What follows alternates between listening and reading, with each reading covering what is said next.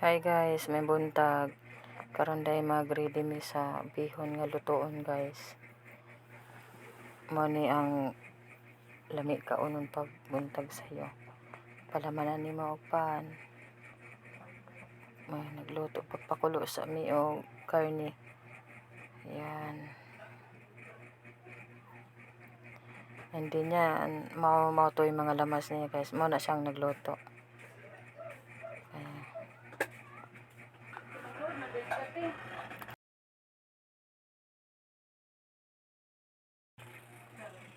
Na. Yan, luto na. Luto na. Mga una day mi karon taod-taod ni guys.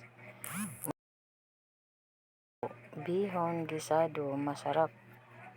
Luto ni Maribik. Siya ang cook na mo karon guys. Yan. Bye bye guys. Bye.